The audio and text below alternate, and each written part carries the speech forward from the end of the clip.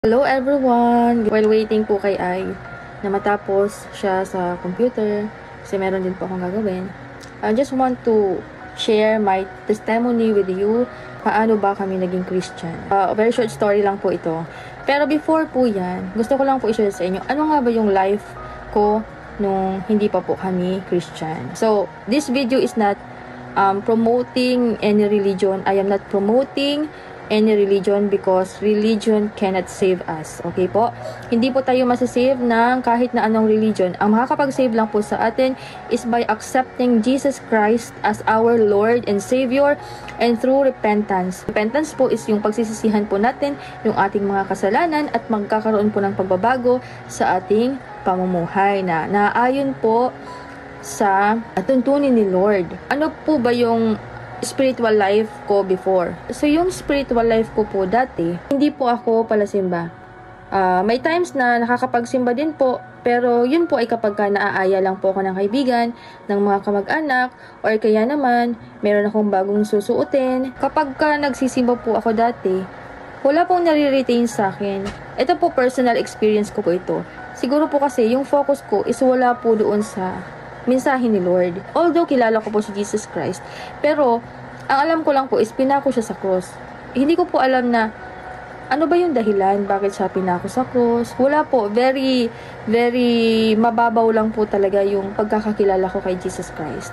In terms naman po sa pamumuhay, trabaho, bahay, tulog, paulit-ulit lang po siya. So yung life ko po dati is very worldly po.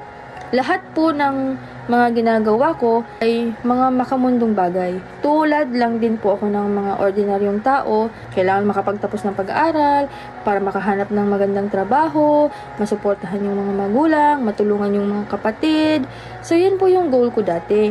Hindi ko po talaga priority si Lord. Hindi po ako madalas magsimba. Lagi akong nape-pressure kasi nga po, syempre kapag licensed teacher ka na, andun na yung expectation sa'yo ng tao.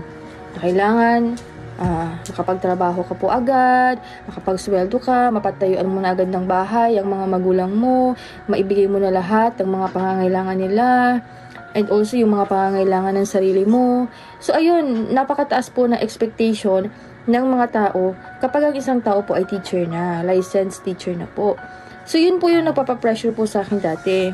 Syempre hindi naman po ako lumaki na marangya yung buhay, talagang kung sa kahirapan lang din naman po talaga, iranas po natin yan. Kaya nga po, nandyan po sa amin yung pagpupursige talaga na maabot yung mga pangarap. So, ayun po, yung buhay ko po dati, Monday to Sunday po siya, nagtatrabaho po. 27 years akong humihinga na pinapahiram ako ng Lord ng hininga, pero never ko siyang nabigyan ng panahon. Paano po ba kami naging isang Christian? So, nung ikakasal po kasi kami, guys, ni Ai, isa po sa napili namin maging isang ninang ay si Ninang Bev at si Ninong Sherwin. So pumunta po kami sa bahay nila and binigyan po namin sila ng invitation, ng wedding invitation. So ayun po, habang sa pag-uusap po namin, naikwento po nila sa amin yung experience nila nung sila po ay naging isang born again Christian. And sa pagkukwento po nila, alam mo yun, nagkaroon ng curiosity sa heart ko na para bang, ay, gusto ko yung ma-experience. Gusto ko siyang makilala. Gusto ko makilala si Lord. So, ayan po, for 4 years po na pagiging isang born-again Christian, hindi ko po masasabi na, kapag born-again Christian ka na, wala ka ng problema, hindi ka na maghihirap, wala nang mga challenges, wala nang mga pagsubok. Alam mo yon, yung magiging perfect na yung buhay mo, yayaman ka na sa mga material na bagay. Hindi po ganun yung naranasan namin. Kasi kahit po born again Christian na po kami, kung ano po yung nararanasan ng mga unbelievers, yun pa din po yung aming nararanasan. Ang kaibahan lang po is alam na namin kung saan kami tatakbo. Alam na namin kung sino yung aalalay at gagabay sa amin. Alam na po namin na meron kaming makakatuwang, and that is our Lord. Sabi nga po sa Deuteronomy chapter 31 verse 8, the Lord Himself goes before you and will be with you. He will never leave you nor forsake you. Do not be afraid, do not be discouraged. So, yun po yung palaging pinangahawakan namin na kailanman hindi niya tayo pababayaan. So, ayun po guys, ang sabi nga po sa 2 Corinthians 5 verse 17, therefore, if anyone is in Christ, the new creation has come.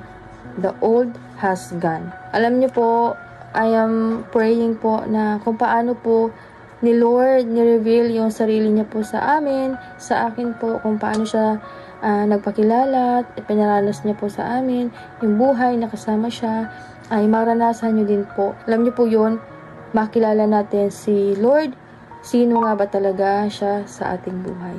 So, yun lang po. Bye! Thank you for watching!